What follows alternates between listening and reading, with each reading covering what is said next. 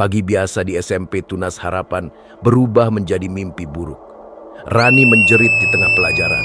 Tubuhnya kejang hebat sebelum jatuh ke lantai. Buih keluar dari mulutnya. Tubuhnya melengkung seperti ditarik oleh sesuatu yang tak terlihat.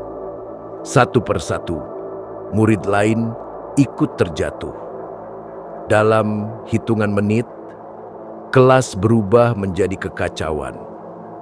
Teriakan, meja terbalik, dan anak-anak menggeliat di lantai dengan wajah ketakutan. Guru berusaha menolong, tetapi anak-anak itu memiliki kekuatan yang bukan manusia.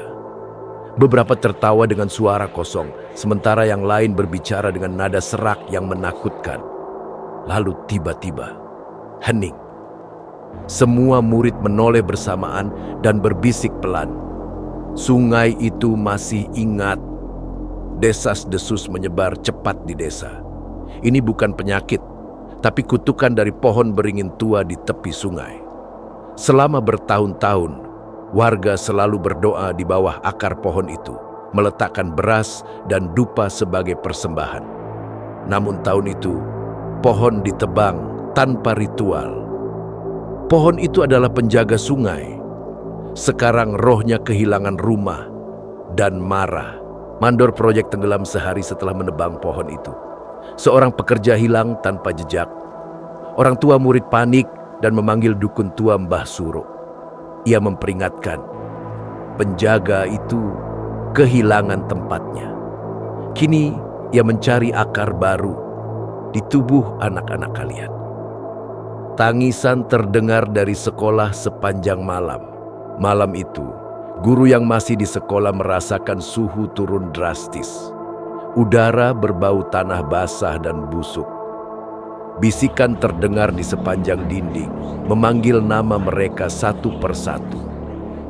Orang tua yang masuk ke kelas melihat cap tangan berlumpur muncul di papan tulis. Dan bayangan anak-anak merayap di langit-langit.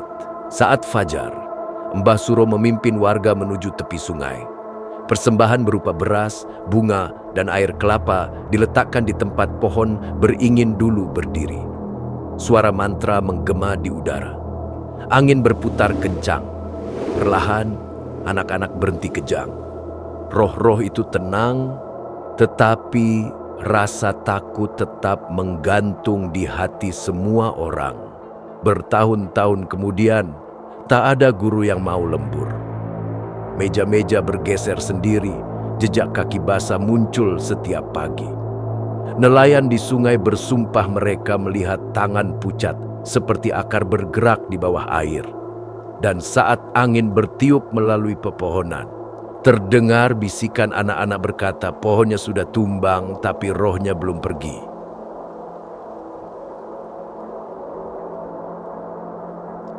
Di Korea, tenggelam tidak pernah disebut sebagai kecelakaan. Itu disebut pengambilan. Setiap danau dan sungai dipercaya menyembunyikan rasa lapar di balik permukaannya yang tenang. Ketika riak air menghilang dan udara menjadi hening, saat itulah Mulgunyong, roh air, terbangun. Mereka adalah jiwa-jiwa yang tenggelam dan tak pernah muncul kembali. Nelayan, anak-anak, dan kekasih yang meninggal dengan paru-paru penuh lumpur dan ketakutan yang masih tertulis di wajah mereka. Di kaki Gunung Namsan, ada danau sunyi bernama Sumyonji, air yang tidur. Namun penduduk desa berkata, air itu tidak tidur, hanya menunggu. Saat malam tiba, permukaannya berubah menjadi kaca. Musim panas itu, seorang mahasiswa bernama Junho datang mengunjungi kakek neneknya dan berniat memotret kabut pagi. Namun saat ia mengangkat kameranya untuk pertama kali, angin berhenti dan bayangannya di air menghilang, tergantikan wajah pucat yang menatap dari bawah permukaan. Dihantui oleh apa yang dilihatnya, Junho kembali ke danau malam berikutnya. Ia berlutut di dermaga, mencoba meyakinkan diri bahwa itu hanya pantulan cahaya. Untuk membuktikannya, ia menjulurkan tangannya ke air. Permukaan air terasa membeku, dingin dan berat. Lalu sesuatu menyentuh pergelangan tangannya. Bukan rumput air, jari-jari. Pucat keabu-abuan, kulitnya terkelupas seperti kertas basah. Cengkeramannya kuat, dan sebelum sempat berteriak, lebih banyak tangan muncul dari kegelapan air. Junho terjatuh ke belakang gemetar dan air kembali diam seketika. Keesokan paginya, Junho menemui nelayan tua bernama Pak Kang yang sedang memperbaiki jaring di tepi danau. Ketika Junho menceritakan tentang tangan-tangan itu, wajah pria tua itu langsung pucat. Ia berkata, kakaknya pernah melihat hal yang sama dan tenggelam saat mencoba menyelamatkan seorang anak. Ketika tubuhnya ditemukan, itu bukan lagi dirinya. Urat-uratnya menghitam, matanya membengkak, dan saat dibedah, air serta cacing keluar dari paru-parunya. Danau ini tidak hanya menenggelamkan orang, bisiknya pelan. Ia menyimpannya. Malam itu, Junho kembali lagi, membawa kamera untuk mencari bukti.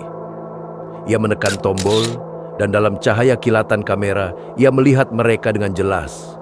Puluhan wajah pucat muncul dari air gelap. Rambut mereka mengambang, mulut terbuka lebar, air hitam terus mengalir dari tenggorokan mereka. Dan kemudian ia mendengar namanya, dibisikkan dengan suara basah yang bergemertak. Junho. Ia mundur ketakutan, tapi kakinya terpeleset ke air. Tangan-tangan itu datang lagi. Kali ini puluhan jumlahnya, dingin dan tak kenal ampun. Mereka tidak langsung menariknya ke bawah. Mereka menyeretnya perlahan, membuatnya merasakan setiap detik ketakutan. Ia menendang, menjerit, berusaha melepaskan diri. Tapi danau menelannya sepenuhnya, meninggalkan satu suara terakhir, teriakan yang tenggelam dalam gelembung air. 3 hari kemudian, tubuh Junho ditemukan terjerat di antara akar dan alang-alang. Mulutnya penuh lumpur, dan di bawah kuku jarinya ada sisa kulit yang bukan miliknya sendiri. Penduduk desa membangun kuil kecil di tepi danau dan memperingatkan para pelancong agar tidak mendekati air saat malam. Namun hingga kini, ketika danau menjadi terlalu tenang dan bulan memantul terlalu jelas, orang-orang berkata mereka bisa melihat Junho di bawah permukaan, matanya terbuka, tangannya terangkat. Karena Mulgunyong tidak pernah berhenti mengambil, mereka menunggu, sabar, dan diam. Dan begitu mereka menemukan tanganmu, mereka tidak akan pernah melepaskannya.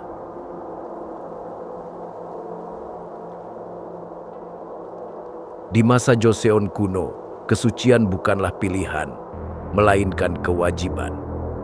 Nilai seorang gadis diukur dari lelaki yang ia layani, ayah, suami, dan anak laki-lakinya.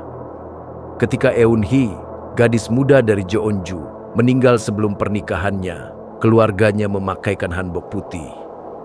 Bukan untuk pesta pernikahan, melainkan untuk pemakamannya. Tubuhnya dimakamkan di tepi hutan, di bawah batu tanpa nama. Malam itu, angin melolong, dan seseorang mendengar langkah kaki di belakang rumah keluarganya. Perlahan, menyeret, tanpa alas kaki. Orang pertama yang melihatnya adalah Mak Comblang desa. Ia terbangun di tengah malam mendengar suara tangisan lembut di luar jendelanya. Saat ia menoleh, tampak sosok wanita berpakaian hanbok putih berdiri di antara rumpun bambu. Hanbok itu lusuh, ujungnya menghitam karena lumpur. Rambut panjang yang basah menempel di wajahnya yang seputih tulang. Lembut, bibirnya berbisik, "Kau berjanji akan memberiku cinta." Keesokan paginya, si Mak Comblang ditemukan tewas. Tubuhnya membeku. Matanya terbuka lebar. Mulutnya penuh rambut hitam. panjang. Tahun-tahun berlalu, tetapi arwah Eunhee yang kini dikenal sebagai Baekon, pengantin putih, tak pernah meninggalkan lembah itu. Laki-laki yang berjalan pulang larut malam mendengar suara tangisan lembut di belakang mereka. Jika mereka menoleh, tampak sosok tinggi dalam hanbok putih berdiri di bawah sinar bulan. Wajahnya tertutup rambut panjang yang menetes seperti air laut. Mereka yang bertatapan dengannya langsung ambruk. Paru-parunya dipenuhi air tak kasat mata. Bertahun-tahun kemudian, seorang wanita muda bernama Sora pindah ke desa yang sama. Malam sebelum pernikahannya, ia bermimpi tentang wanita pucat berpakaian putih berdiri di ujung ranjangnya, tersenyum di balik rambut basah yang meneteskan darah. Ketika ia terbangun, cermin di kamarnya berkabut dan di atasnya tertulis dengan jari, "Kenapa hanya kau yang boleh memakainya?" Keesokan paginya, Sora ditemukan tewas. Kerudung pengantinnya melilit lehernya sendiri. Untuk menenangkan arwah yang murka, penduduk desa melakukan ritual terlarang, pernikahan jiwa. Mereka menggali mayat pemuda yang belum menikah dan menguburkannya di samping Eunhee, berharap pernikahan di alam kematian bisa menenangkan amarahnya. Namun 3 malam kemudian, kedua makam ditemukan hancur dari dalam. Kedua mayat itu duduk tegak di dalam peti mati yang pecah. Jari-jari mereka saling menggenggam, wajah mereka membeku dengan senyum mengerikan. Penduduk desa menutup hutan dan melarang siapapun menyebut namanya lagi. Hingga kini, para pengemudi yang melewati jalan tua Jeonju di malam hari mengaku melihat sosok wanita berpakaian putih berdiri di tepi jalan berkabut. Tanpa alas kaki, kepala menunduk, rambutnya bergoyang lembut ditiup angin malam, hanboknya terseret di lumpur. Mereka yang berhenti untuk menolongnya ditemukan tewas keesokan harinya. Tenggorokannya dipenuhi helai rambut hitam. Wajahnya membeku dalam teriakan bisu. Konon, kutukan Baekon menular kepada siapapun yang merasa kasihan padanya.